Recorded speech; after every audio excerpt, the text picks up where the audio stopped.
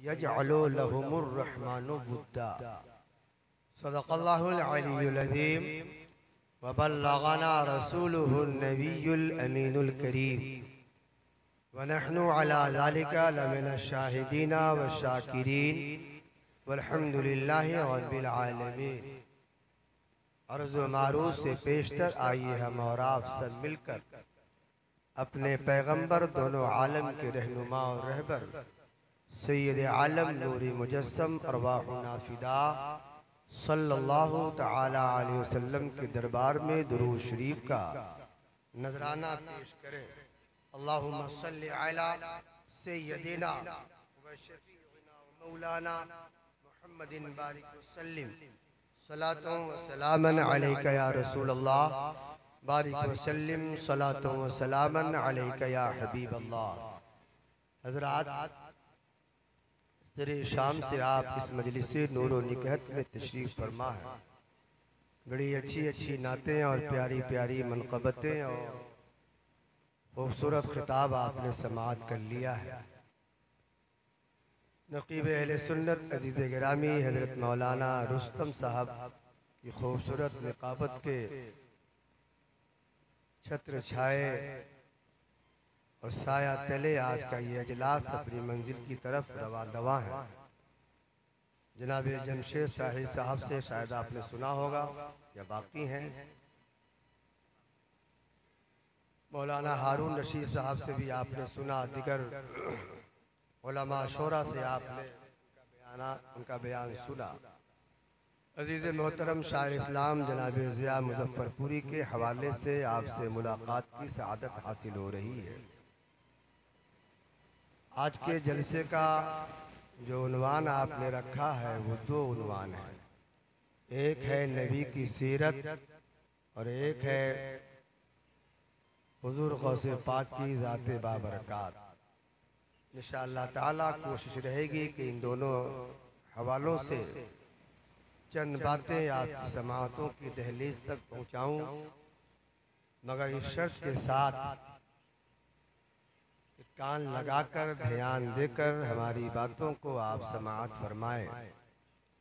कान से मेरी मुराद वो कान है जिससे आप सच्ची बात सुनते हैं, वो कान नहीं जिससे कौवों की काएं काएं और मक्खियों की बनबनाहट सुना करते हैं।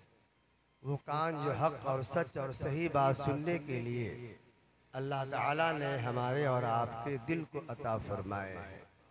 उस कान से जब बंदा कुछ सुनता है, कुछ याद रखता है, बरसों उसकी शीरीनी मुंह में मिठास घोलती रहती है।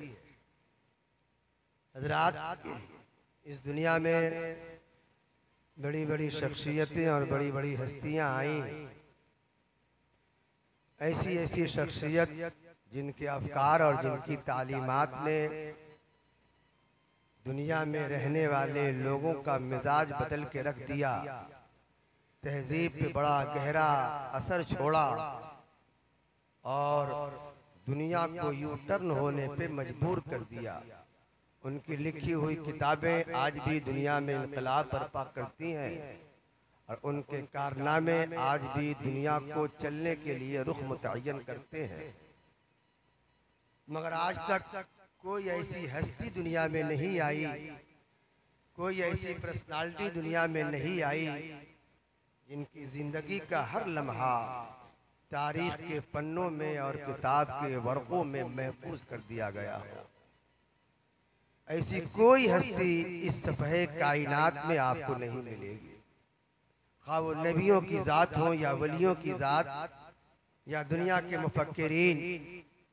सैयदना हज़रत इब्राहीम अलैहिस्सलाम अल्लाह के बड़े पैगंबर हैं, मगर उनकी ज़िंदगी भी अगर आप पूरे तौर पे जानना चाहें तो नहीं जान सकते, क्योंकि इल्म के दो ही सोर्स हैं, कुरान और हदीस सही तौर पर।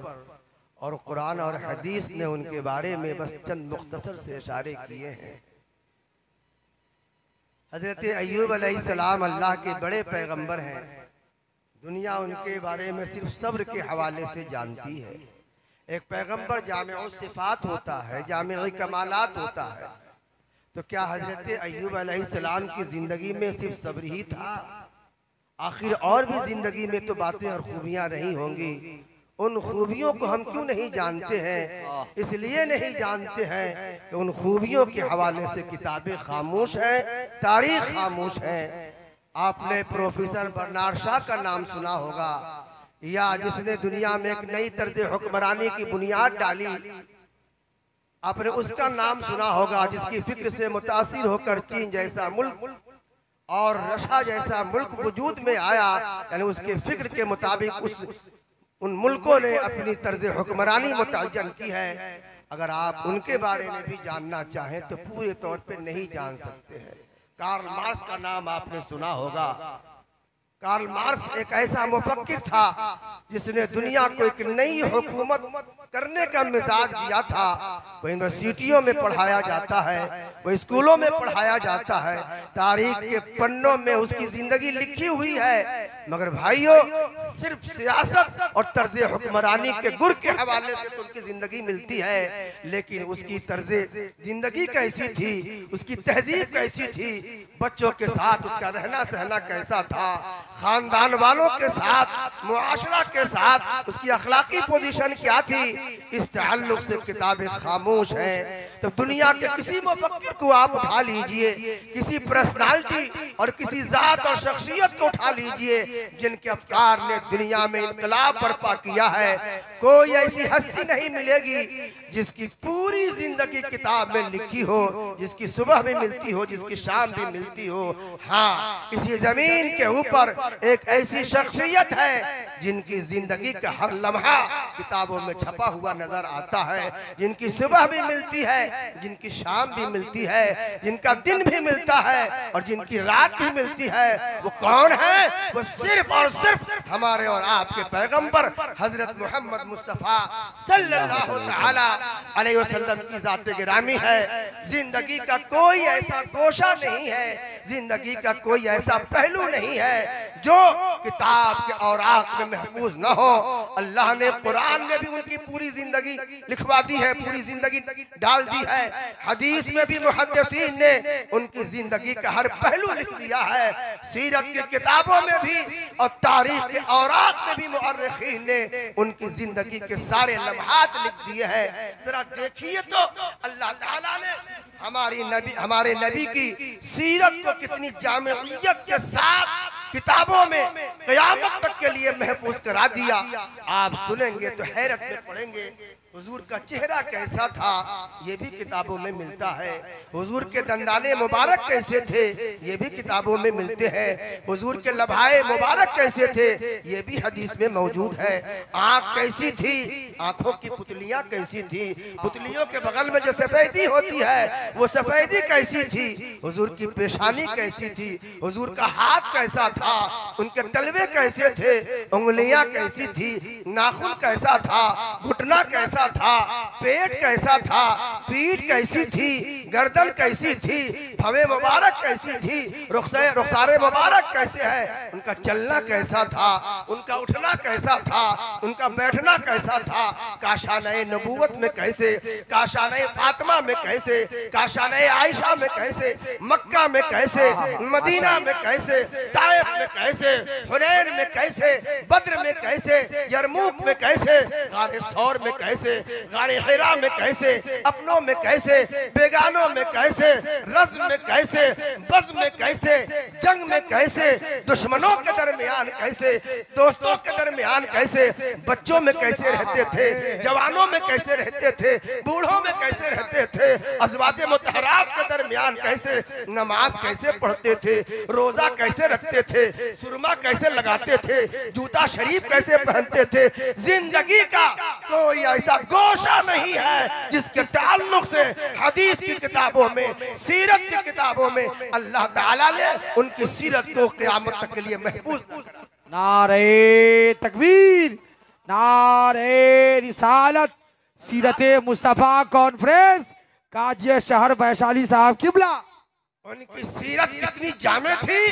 एक बड़ा मुफक्किर गुजरा है, प्रोफेसर कार्ल मार्क्स, उसको ख्याल हुआ कि मैं दुनिया के 100 इनकलाबी शख्सियतों के हवाले से और उनकी जीवनी के हवाले से एक किताब लिखो। तो इस दुनिया में जिन 100 लोगों ने बड़े बड़े इनकलाब आफरी काम किए हैं, उन तमाम इनकलाबियों की जिंदगी खंगाली और सबकी जिंदगी समेटी एक किताब लिखी है। गूगल सर्च कीजिए, किताब मिल जाएगी। उस किताब का नाम है द 100। जब किताब उन्होंने लिखी यानी सबको जमा किया है, एक बड़ा मसला उनके सामने पेश आया और वो ये पेश आया कि मैंने 100 इनकलाबियों की जिंदगी तो इकट्ठी कर ली है, मगर ग्रेडिंग कैसे करूं, तरतीब कैसे दूं, नंबर 1 पर किसको रखूं, नंबर 2 पर किसको रखूं, नंबर 3 पर किसको रखूं। इस बात को जांचने और समझने के लिए उन्होंने सबकी जिंदगी का बड़ा डीपली मुताला किया है और सबकी जिंदगी का डीपली मुताला करने के बाद प्रोफेसर कार्ल मार्क्स ने प्रोफेसर कार्ल ने जब पूरा नतीजा निकाला तो कहा यह सच्चाई है कि बहुत से लोगों ने दुनिया में इनकलाब आफरी काम किया है, मगर नंबर 1 पर जो जात रहने के लायक है वो सिर्फ और सिर्फ हजरत मोहम्मद मुस्तफा सल्लल्लाहु तआला अलैहि वसल्लम की जाते करीमा है। नंबर 2 पर उसने हजरत ईसा का नाम नहीं लिखा, नंबर 2 पर उसने न्यूटन का नाम लिखा है, नंबर 3 पर उसने हजरत ईसा का नाम लिखा। एक सवाल उसके जहन में पैदा हुआ, कल होकर मेरी कौम पूछेगी कि मोहब्बत का तकाजा ये था कि नंबर 1 पर किसी पैगंबर का नाम रखना ही था, किसी इनकलाबी का नाम रखना था, तो हजरत ईसा का नाम रखते, अपने पैगंबर का नाम रखते, मगर तुमने तो उनका नाम नंबर 1 क्या नंबर 2 पर भी नहीं रखा है, नंबर 3 पर। इस सवाल का जवाब उस मुसन्निफ मुफक्किर ने किताब के दीवाचे में लिख दिया है। जवाब में लिखता है कि हाँ ये सही है कि न्यूटन ने भी दुनिया में बड़ा इनकलाब आफरी काम किया है।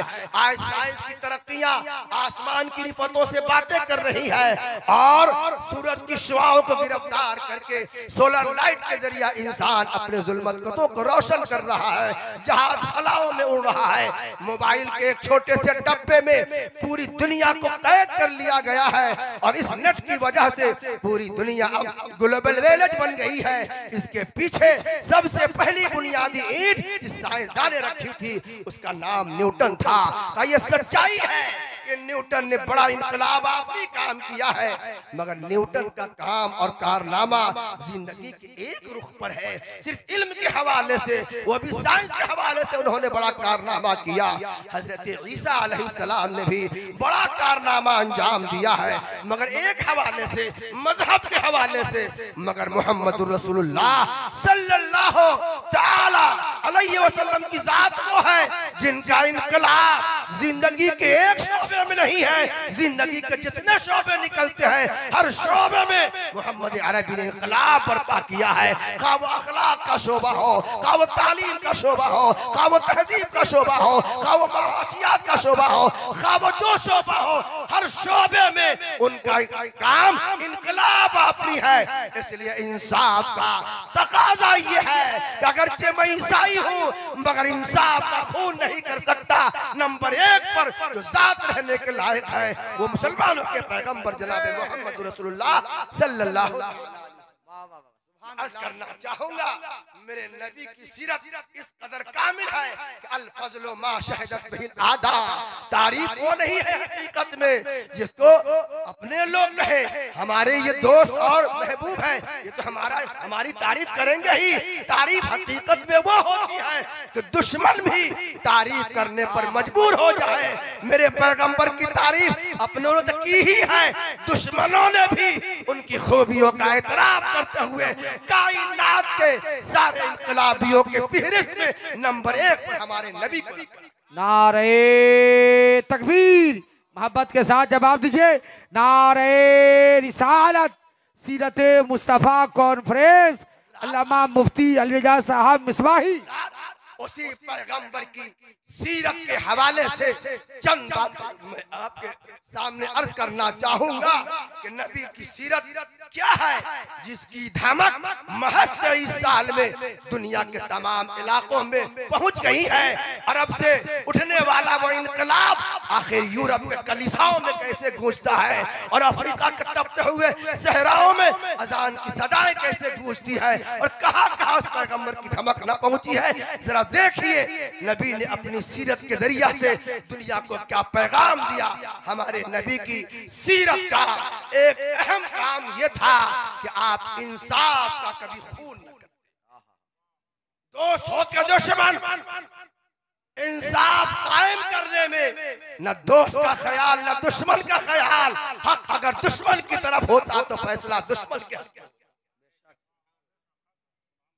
एक औरत कबीला बनी मखजूम की थी जिसका नाम रुबई था, उसने चोरी कर ली। वो कदमा रसूलुल्लाह के दरबार में पहुंचा, तहकीक हुई, चोरी साबित हो गई।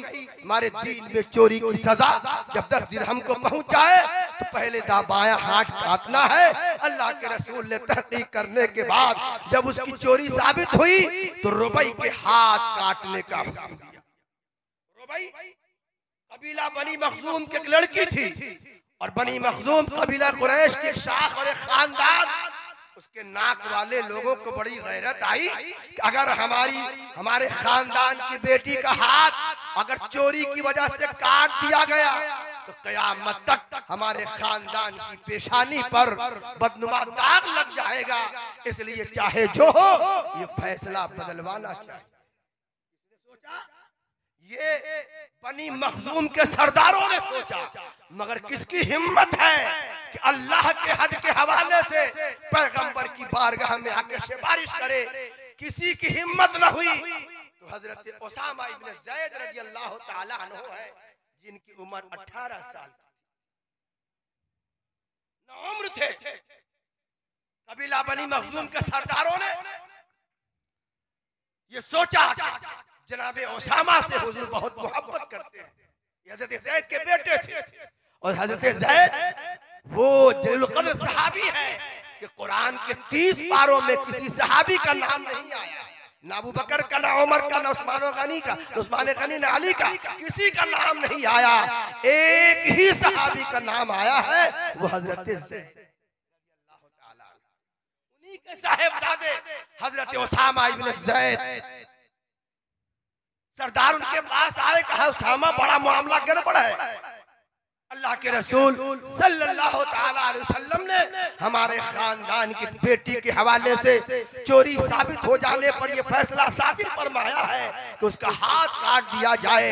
हमें तो हिम्मत नहीं है कि रसूलुल्लाह की बारगाह में जाकर सिफारिश करें। तुम जाकर सिफारिश करो तो हो सकता है रसूलुल्लाह मान ले और उनसे ये कहो कि हाथ ना काटे, कोई दूसरी सजा दे। हजरत उसामा इब्न ज़ैद कम उम्र थे, बात समझ न सके, सरकार के दरबार में पहुंच गए। अर्ज किया या रसूल अल्लाह, आपने रुबई के हवाले से हाथ काटने का जो फैसला सादिर फरमाया है, इस सजा को छोड़कर कोई दूसरी सजा मुतय्यन कर दे।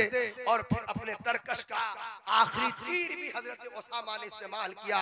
या रसूल अल्लाह, अगर रुबई का हाथ काटा जाता है तो रुबई बनी मखजूम की लड़की है और बनी मखजूम कबीले कुरैश की शाख है, इसमें आपके कबीले की भी बदनामी, आपके कबीले की भी बदनामी होगी। हदीस शरीफ में आता है कि जैसे ही जनाब उसामा ने रसूलुल्लाह के दरबार में रुबई के हाथ काटने के फैसले बदलवाने के हवाले से सिफारिश की है, रसूलुल्लाह के चेहरे का रंग इरशाद फरमाया, उसामा सुन लो, पहले की कौमें इसीलिए तबाह हो गई कि जब उनमें कोई बड़ा आदमी गलती करता था तो लोग छोड़ दिया करते थे और कोई छोटा गलती करता था तो लोग सजा दिया करते थे।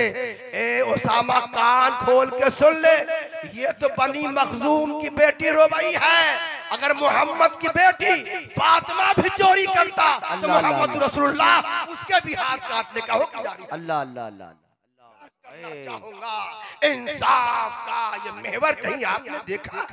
ये तो नबी है, नबी की सीरत के फैज़ याफ्ता जनाब हजरत उमर रज़ी अल्लाह ताला अन्हु। इनके साहिबजादे अबू शहमा ने नबीज कहते हैं खजूर के रस को, मीठा होता है, अरब में उसके पीने का रिवाज था।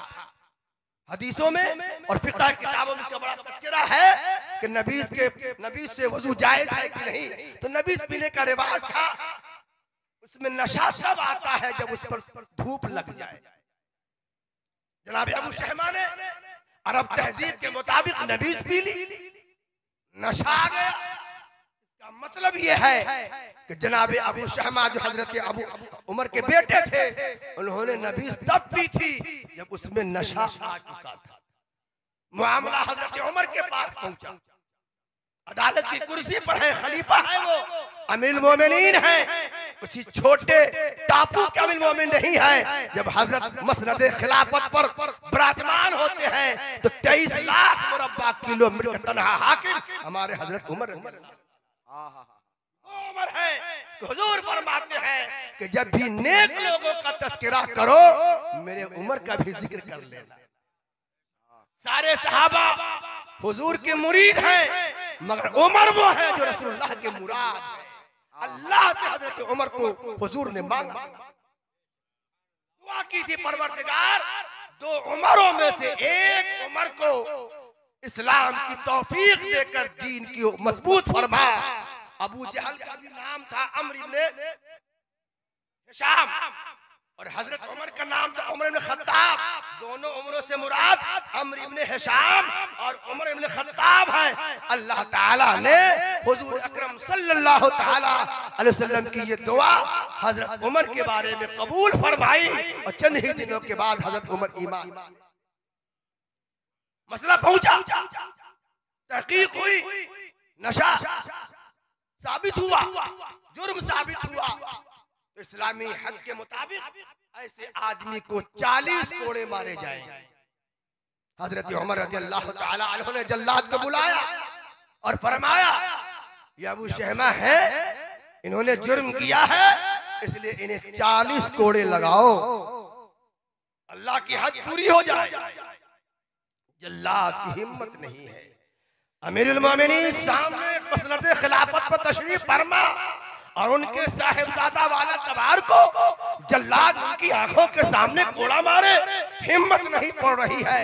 हजरत उमर ने गुस्से के तेवर के साथ फरमाया, अमीर का बेटा हुआ तो क्या हुआ, गलती की है तो अमीर का बेटा क्यों ना हो सजा पाएगा। अल्लाह, आजकल के ये हाकिम इंसाफ की अहमियत क्या जाने, दुनिया अमन और शांति के लिए भटक रही है। याद रख ले, दुनिया जब तक दुनिया में इंसाफ का बोलबाला नहीं होता तब तक दुनिया से अशांति खत्म न होगी, बदअमनी खत्म न होगी। शांति लाने का वाहिद जरिया ये है कि दुनिया में इंसाफ आए। बेशक, सुभान अल्लाह, सुभान अल्लाह। कोड़े मारो। जल्लाद ने हिम्मत जुटाकर कोड़ा मारना शुरू किया। चंद कोड़े बच गए थे कि हजरत अबू शहमा बेहोश हो गए। अब कोड़ा खाने की हिम्मत उनमें न रही। हजरत नीचे तशरीफ लाए। हजरत उमर अपनी गोद में जनाब अबू शहमा को बैठाया और जल्लाद से फरमाया, जल्लाद जो कोड़े बच गए हैं, जितने कोड़े बच गए हैं, उमर की पीठ पर लगा दो ताकि अल्लाह की ये हद पूरी हो जाए। अर्ज करना चाहूंगा प्यारे भाइयों, आपने इंसाफ की ऐसी कसौटी कभी देखी? हजरत उमर के जमाने में मिस्र के खलीफा बने थे जनाब अम्र इब्न आस रज़ियल्लाहु ताला अन्हु। मिस्र में घोड़दौड़ी का रिवाज था, घोड़ा दौड़ाने का, ऊंट दौड़ाने का, पूरे अरब में था। एक मर्तबा एक देहाती के बेटे के साथ हजरत अम्र इब्न आस गवर्नर जो मिस्र के थे उनके बेटे का मुकाबला हुआ। मुकाबला में देहाती का बेटा जीत, घोड़ा दौड़ाने में देहाती का बेटा जीत गया। तो उसने कहा, अम्र इब्न आस के बेटे ने कहा कि तेरा घोड़ा मेरे घोड़े से बाजी मार गया है। नहीं, मेरा घोड़ा बाजी मारा। दोनों में झगड़ा हुआ है। वो गवर्नर के बेटे थे, हाकिम के बेटे, कोड़ा उठाया, कहा अमीर के बेटे से मुंह लगाता है, हाकिम के बेटे के सामने तू अपनी जीत जताता है। और कोड़ा निकाला। जनाब अम्र इब्न आस के साहिबजादे ने कोड़ा मारना, अब्दुल्ला नाम था, कोड़ा मारना शुरू किया। वो बेचारा गरीब देहाती करे तो क्या करे, वहां से मार खाकर दौड़ा दौड़ा मदीना। हजरत उमर की बारगाह में शिकायत की कि हुजूर आपके मुकर्रर करदा आमिल और गवर्नर अम्र इब्न आस के बेटे से घोड़ा दौड़ाने के मामले में मेरा मुकाबला हुआ, मैं जीत गया। इस जीत की ताब न लाकर आपके गवर्नर के बेटे ने मुझे कोड़ा मारा है, मुझको इंसाफ चाहिए। अल्लाह अकबर। फौरन हजरत ने खत लिखा, हुक्मनामा वारंट जारी किया, बाप के साथ बेटा, बेटा के साथ बाप को भी बुलाया। जब हजरत अम्र इब्न आस आने लगे तो हजरत ने खड़े होकर उंगलियों पर देखा कि बाप तो आ रहा है, बेटा आ रहा है कि नहीं? देखा कि बेटा भी आ रहा है। जब दोनों आए, मामला की तहकीक हुई। जब मामला जुर्म साबित हो गया तो हजरत उमर इब्न अब्बास, हजरत उमर इब्न खत्ताब ने अपना कोड़ा निकाल कर देहाती के बेटे को दिया। जब अम्र इब्न आस का बेटा मिस्र में उस गरीब के बेटे को कोड़ा से मार रहा था तो अपनी बड़ाई छाट रहा था, अना इब्नुल अकरमीन, मैं बड़े बाप का बेटा हूँ, मैं बड़े बाप का बेटा हूँ। तूने गवर्नर के बेटे से मुकाबला किया, तू जीत गया मेरे सामने, मैं बड़े बाप का बेटा हूँ, ये तंज करता था। हजरत उमर रज़ियल्लाहु अन्हु ने अपना कोड़ा निकाला, देहाती के बेटे को दिया, कहा मारो इसको, मारो। अब वो देहाती का बेटा कोड़ा लेकर बाप के सामने यानी मिस्र के गवर्नर के सामने उनके बेटे को कोड़ा मारता था। और हजरत उमर इब्न खत्ताब फरमाते, अंता इब्नुल अकरमीन, तू ही बड़े बाप का बेटा है, तू ही बड़े बाप का बेटा है। जब जी भर के मारा तो कहा बाप को मारो, अम्र इब्न आस को मारो। देहाती ने कहा कि हुजूर इनकी कोई गलती नहीं है। तो हजरत उमर ने फरमाया, अरे इन्हीं की तो गलती है, इन्होंने अपने बेटे के दिमाग में ये क्यों भर दिया कि तेरा बाप गवर्नर, बाप हाकिम है। मैं अर्ज करना चाहूंगा, नबी और उनके सहाबा की सीरत का ये नमूना आज दुनिया अशांति के माहौल में अमन और आशती के लिए हजार काम किए जा रहे हैं, फिर भी अशांति बढ़ती जा रही है, बदअमनी बढ़ती जा रही है। वजह यह है कि आज का कोई बड़ा आदमी जुर्म करता है, वो बाहर घूमता रहता है, और कोई गरीब जुर्म करता है तो जेल के सलाखों के पीछे डाल दिया जाता है। याद रखिए, अमन तब तक कायम न होगा जब तक के नबी की सीरत का ये पहलू दुनिया अपना। नारे तकबीर, नारे रिसालत, सीरत मुस्तफा कॉन्फ्रेंस में गुंजाइश नहीं है कि सुनवान को और बढ़ाया जाए। उसी नबी की सीरत के एक मजहरे अतम है जिनको कुतुब रब्बानी, गौसे समदानी, शहबाज़े लामकानी, सैयदना शेख अब्दुल कादिर जिलानी के थोड़ा सा उनका भी जिक्र हो जाए। आपने उनकी बारगाह में अकीदतों का खिराज पेश करने के लिए आज का ये खूबसूरत जलसा और खूबसूरत इजलास मुनक्किद किया है। इसका अल्लाह ताला इसे कबूल फरमाए। आज का ये जलसा इस बात की दलील है कि आप उनसे मोहब्बत करते हैं। हज़रात, ये जलसा कौमें जिंदा होती है वही अपने बुजुर्गों का नाम लेती है और तज़किरा करती है। आज का ये इजलास और आपकी ये हाजिरी इस बात की दलील है कि आपका ताल्लुक एहसान शनाश कौम से है और नमक हलाल कौम से है। वरना फितने का ये जमाना है, इस फितने के जमाने में न तो नमक हरामों की कोई कमी है और न ही दुश्मनों की कमी है। अल्लाह ताला का शुक्र है कि आपने हुजूर गौसे पाक की बारगाह में अकीदतों का खिराज पेश किया है। हुजूर गौसे पाक मादरजाद वली थे, सब जानते हैं। मैं आपसे पूछूं कि वली होता कौन है? दुनिया का कौन सा कारखाना है जहां वली तैयार? कौन सी फैक्ट्री? कोई फैक्ट्री वली नहीं बनाती है, कोई कारखाना वली नहीं बनाता है। वली अल्लाह बना। जिस बंदे को अल्लाह अपनी मोहब्बत के लिए चुन लेता है उसी बंदे को अल्लाह मनसबे विलायत पे फायज फरमा देता है। और जब बंदा मनसबे विलायत पे फायज हो जाता है तो वो हमारी आपकी जरूरत है। वो जिस इलाके से गुजर जाए वो इलाका खुशहाल हो जाता है। जिसे देख ले, सच कहता हूँ, अगर जाहिल हो तो आलिम बना देता है और अगर चोर हो तो नजर की बरकत है। सरकार सुरकाही रहमतुल्लाह ताला अलैह बगल में है। आपके आने से पहले और आपके आने के बाद इब्तदाई जमाने में क्या हाल इस इलाके का था, लेकिन आज मैं पूरे फख्र के साथ कह सकता हूँ मुजफ्फरपुर और वैशाली उतना गेहूं पैदा नहीं करता है जितना ये जमीन आज उलमा पैदा कर रही है, शोरा पैदा कर रही है, इल्म का कारखाना पैदा कर रही है। क्यों? ये उसी मर्द कलंदर की दुआओं का और कदम की बरकतों का असर है जो सुरकाहे की मिट्टी सुभान अल्लाह सुभान है। बंजर जमीन पे कदम रखता है तो तुम बोलो लाला की काश पूरे लगती है। हुजूर गौसे पाक तो इमामुल औलिया है। ईरान में एक जगह थी जिसका नाम था जीलान, असल में उसका नाम है गीलान। अरबी में जीम नहीं काफ नहीं आती तो गीलान अरबी में जाकर यानी बगदाद जाकर वो गीलान हो गया जीलान। जीलान में एक महल्ला था जिसका नाम था नीफ। उसी महल्ला नीफ में हुजूर गौसे पाक की पैदाइश सन 470 हिजरी में होती। वालिद का नाम मूसा साले जंगी दोस्त नाना अब्दुल्ला सौमवी, वालदा अमतुल खैर फातिमा, और आपकी जो फूफी जान थी वलिया थी। ऐसे पाकीज़ा घराने में हुजूर गौसे पाक की पैदाइश हुई। इब्तदाई तालीम बल्कि पूरी तालीम उस इलाके में जो मदरसे थे और जो मुरव्वजा तालीम उस जमाने की थी, आपने सारी तालीम हासिल कर ली है। हज़रात गिरामी, आप आलिम हाफिज कारी सब कुछ हो गए, मगर हुजूर गौसे पाक को पढ़ने की ललक खत्म न। आलिम बन गए तो आलिम बनने का मतलब ये नहीं है कि आपने पूरा इल्म हासिल कर लिया है। अरे भाई, इल्म तो समंदर है, समंदर है, वो ऐसा समंदर है जिसका किनारा जाहिर नहीं। हमको पूरा इल्म आ गया है, वो पक्का बेवकूफ है। हम समझे कि हम बड़े आलिम हैं तो हमसे बड़ा बेवकूफ कोई नहीं। इल्म का कोई होता है। पड़ोसी मुल्क के एक बड़े मौलाना थे वहाबी, उनका नाम था कौसर नियाज़ी।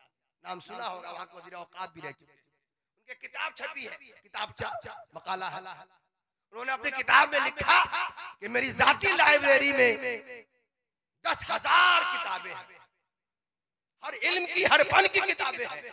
मैंने उन तमाम किताबों को पढ़ लिया है और उन किताबों के पढ़ने के बाद मैंने ये फैसला कर लिया था कि मुझको हर इल्म का हिस्सा मिल चुका है और मैंने इल्म का समंदर तय कर लिया। ये मैंने अपने तौर पर फैसला किया। वो लिखते हैं, उन्हीं की ज़बान उन्हीं के अल्फाज। मैंने जिंदगी में उतनी चपातियां नहीं खाई हैं जितनी मैंने किताबें। इसी गुमान में था और इसी फैसले पर मैं अटल था कि एक दिन हमारे घर एक दोस्त आए हमसे मुलाकात के लिए। उनके हाथ में 2 किताबें। का कौसर, तुम इल्म के रसिया हो, इल्म के शायख हो। इल्म का कोई मजहब नहीं होता, इल्म का कोई मसलक नहीं होता। मैंने तुम्हारे लिए बाजार से 2 किताबें खरीदी हैं। इन 2 किताबों को भी पढ़ो और जानते हो ये दोनों किताबें किसकी हैं? ये बरेली के मौलाना अहमद रजा साहब, माशाअल्लाह माशाअल्लाह, बरेली के मौलाना अहमद रजा साहब की है। इख्तलाफ उनसे हो सकता है मगर इल्म से क्या इख्तलाफ है, फन से क्या इख्तलाफ है। इन किताबों का भी मुताला करो। कौसर साहब लिखते हैं कि मैंने उन 2 किताबों का मुताला किया। जब मैंने मुताला किया तो मेरी राय बदल गई, मेरा फैसला बदल गया कि मैंने अब तक जो फैसला किया था मैंने इल्म के समंदर को पार कर लिया है, ये गलत फैसला है। सच्चाई ये है कि इल्म के समंदर तो मौलाना अहमद रजा है। अभी कौसर नियाज़ी समंदर इल्म के किनारे चुन रहा है। इल्म का कोई और अंत नहीं। आलिम, फाजिल, हाफिज, कारी, मुफ्ती सब बन गए हुजूर गौसे पाक। 18 साल की उम्र हो गई है, माँ बेवा है, कोई सहारा नहीं है, मगर माँ से अर्ज करते हैं इजाजत दीजिए बगदाद जाके इल्म हासिल करो। बगदाद तशरीफ ले गए और फिर आपने इल्म हासिल किया है और फिर बगदाद जब मसनद संभाली है तो वहां के उलमा ये रश खाते थे कि अजमी होकर और अरबों पर फौकियत ले गया है। मैं अर्ज करना चाहूंगा कि हुजूर गौसे पाक ने सिर्फ ये कारनामा नहीं है कि आपने मुर्गा जिला दिया और आपने मुर्दों को जिंदा कर दिया और आपने ये कर दिया है। हुजूर गौसे पाक का असल कारनामा ये है कि जिस जमाने में हुजूर गौसे पाक पैदा हुए थे दीन बड़ा कमजोर हो गया था। पहली सदी में दीन की जो रौनक थी दूसरी सदी में आके वो ठंडी हो गई है, तीसरी में और जाके पसमुर्दा हो गई है। वो मुसलमान कौम जो अखलाक और आखिरत के लिए मरा करते थे वो मादा परस्त हो गए, वो दुनिया पे मरने मिटने लगे। वो लोग जो तकवा इख्तियार करते थे उन्होंने हुक्मरानी के लिए आपस में तलवारें खींच ली है और दस्त गरीबा हो गए हैं। अरे भाई खानकाहें सिमट गई थी, मदारिस चुप थे, बादशाहों ने अपनी हुकूमत चमकाने और मजबूत करने के लिए कत्ल खून का बाजार गम कर रखा था। बातिलियों का हमला हो रहा था, मुख्तलिफ फिरके पैदा हो रहे थे और दीन में नए नए और गलत अकायद दाखिल कर रहे थे। ऐसे हालात में ये सब चारों तरफ से इल्हाद की घटा ठोप बादल छाया हुआ था। न खानकाह बोल रही थी, न मदरसा बोल रहा था, न और लोग बोल रहे थे।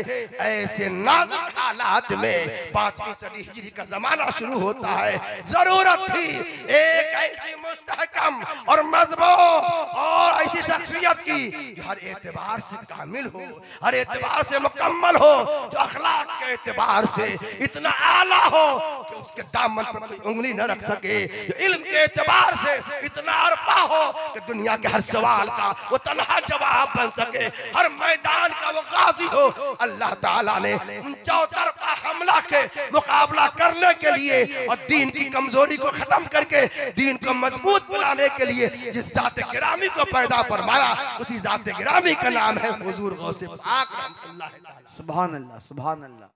जात गिरामी और बिरादरान इस्लाम, आखिरी बात अर्ज कर दूं क्योंकि हमारे बहुत से शोरा भी तशरीफ फरमा है, उनको भी आपको सुनना है और वक्त का जबरी तकाजा है कि बात जल्दी खत्म किया जाए। बस एक बात मैं अर्ज करना चाहूंगा, अल्लाह ताला ने वलियों को क्या ताकत दी। आला हज़रत फरमाते हैं अगर कोई सिस्टम से चले 80 साल तक रियाजत शाखा के बाद वो विलायत की पहली सीढ़ी पे 80 साल तक सख्त मुजाहिदा करता रहे, सख्त रियाजत से गुजरता रहे, नफ्स को मारता रहे, अवामिर और नवाही की पाबंदी करता रहे। इतनी मुशक्कत के बाद विलायत की पहली सीढ़ी पर वो बंदा पहुंचेगा। लेकिन एक चोर हुजूर गौसे पाक की बारगाह में पल भर में वली क्या पल भर में वली चोर था, मुस्तनद चोर, सनद याफ्ता, इकरारी पहुंचे ना खिज़्र का फला था कि वली इंतकाल कर गया है, दीजिए कहा कलते हुए का नहीं, रात में इलाक हो जाएगा, कहा वो किनारे में चोर बैठा हुआ उसको ले जाइए। आखिर बात क्या है कि पल भर में चोर अल्लाह का वली। बात यह है कि सिस्टम से जो आएगा उसको तो 80 साल लगेगा पहली सीढ़ी तक, लेकिन अल्लाह ताला ने अपने फजलो करम से अपने नेक बंदों को वो ताकत अता फरमाई है कि जो काम 80 साल में होता है अल्लाह वालों की नजरों से पल भर में होता है। सुभान अल्लाह। होता कैसे है, होता कैसे है? अल्लाह ताला ने आदमी को 5 चीजें अता फरमाई। एक है जिस्म, एक है दिल, एक है दिमाग, एक है रूह, एक है नफ्स। नफ्स को छोड़कर ये चारों चीजें हैं, जैसे जिस्म है, दिल है, दिमाग है, रूह है, ये चारों चीजें नापाक होती हैं। नापाक तो 5 है, ये चारों चीजें नापाक होती हैं मगर टेम्परोरी नापाक, यानी इसके पाक करने के लिए अल्लाह ने जरिया और वसीला रखा है। जैसे बदन पाक हो जाए उसका तरीका है, टेम्परोरी नापाक। अगर जिस्म नापाक हो जाए तो शरीयत के पानी से, दिल नापाक हो जाए तरीकत के पानी से, दिमाग नापाक हो जाए तो मार्फत के पानी से, रूह नापाक हो जाए तो हकीकत के पानी से पाक हो जाए। मगर ये पांचवी चीज जो है नफ्स, वो ऐसा नापाक है कि किसी पानी से पाक नहीं होता। दुनिया का कोई पानी इस्तेमाल कर लीजिए, कुत्ता इमाम मोहम्मद के नजदीक नजसुल ऐन है, ये नजसुल ऐन यानी ऐसा नापाक है कि दुनिया का कोई पानी, कोई साबुन, कोई डिटर्जेंट पाउडर, कोई सरफ इसको पाक नहीं कर। कुत्ता को 7 समंदर के पानी से नहलाई, फिर बाहर लाई, अब लगा दीजिए, शैम्पू लगा दीजिए, 96 मल दीजिए, मगर नापाक का नापाक क्यों? नजसुल ऐन है। पाखाना जितना पानी बहाइएगा उतना ही नापाक बढ़ता जाएगा। ऐसे ही आदमी का जो नफ्स अम्मारा है, ये नजसुल ऐन है। दुनिया में कोई ऐसा पानी नहीं है जो नफ्स अम्मारा की नापाकी को दूर कर सके। दिल नापाक हो जाए तरीकत का पानी इस्तेमाल, बदन नापाक हो जाए शरीयत का पानी, दिमाग नापाक हो जाए मार्फत का पानी, रूह नापाक हो जाए हकीकत का पानी। लेकिन नफ्स ऐसा नापाक है कि कोई पानी इसको पाक नहीं कर सकता। ये नजसुल ऐन है, नजसुल ऐन। जैसे जो चीज नजसुल ऐन हो उसके पाक करने का एक ही तरीका है। अब वो तरीका ये है कि उसकी हकीकत,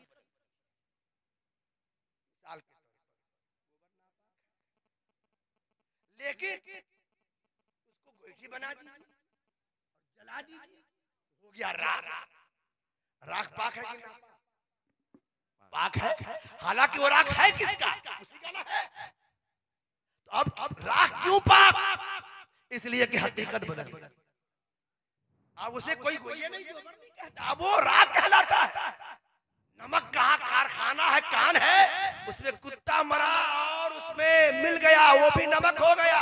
तो कहा फरमाते हैं वो हकीकत बदल गई। और दलील इसकी ये है कि हुजूर सल्लल्लाहु तआला अलैहि वसल्लम एक सहाबिया के घर गए, देगची में गोश्त पक रहा था, चूल्ही पे देगची थी। सरकार ने फरमाया क्या बन रहा है? उन्होंने अर्ज किया या रसूल अल्लाह गोश्त पक रहा है। सरकार फरमाते हैं क्या इसमें मेरा भी हिस्सा है? रोने लगे। अर्ज किया या रसूल अल्लाह आप मेरे घर तशरीफ लाए, मेरा मुकद्दर चमक गया है, मगर मैं कैसे खिलाऊं? ये सदके का गोश्त है, सदका आप पे हराम है। तो अल्लाह के रसूल ने फरमाया लके सदकतुन व लना हदियतुन, तेरे लिए सदका है और तू मोहब्बत से खिला अपनी मर्जी से, तो मेरे लिए हदिया। वाह वाह। किसी गरीब को आपने ज़कात की रकम दी ना, अब उसके यहाँ जाकर चाय पीजिएगा तो क्या आपके हक में वो चाय ज़कात है? नहीं ना, उसके हक में ज़कात। लेकिन जब उसने आपको दिया है उसके हक में ज़कात, जब आपके पास आई वो चीज तो अब हकीकत बदल गई, अब तोहफा है, हदिया है। ऐसे ही जो चीज नजसुल ऐन हो हकीकत बदल दी जाती है तो हुक्म बदल जाता है। नफ्स अम्मारा ये नजसुल ऐन है, दुनिया के किसी पानी से पाक नहीं होता। एक ही जरिया है कि नफ्स अम्मारा पाक होता है, और वो ये है कि बुजुर्गों की निगाह पड़ जाए, बुजुर्गों की निगाहों से ये नफ्स अम्मारा नफ्स मुतमइन्ना, नफ्स लवामा बन जाता है। वो जन्म जन्म का चोर था, गौसे आजम की नजर पड़ी है और वली हो गया। जनाबे खिज़र गए, कहा मैं वली उली नहीं हूँ, मैं तो चोर हूँ चोरी करने के लिए। फरमाया जनाबे खिज़र ने अब तक चोर थे जब तक निगाहे गौसियत न पड़ी थी, चोर थे, अब निगाहे गौसियत पड़ गई है, नफ्स बदल गया है, अब तू चोर नहीं अल्लाह वाला हो गया है। ये है बुजुर्गों की निगाहों की कुदरत और बुजुर्गों की निगाहों का कमाल। इसलिए इकबाल ने बड़ा खूब कहा था, निगाहे वली में तासीर देखी बदलती हजारों की तक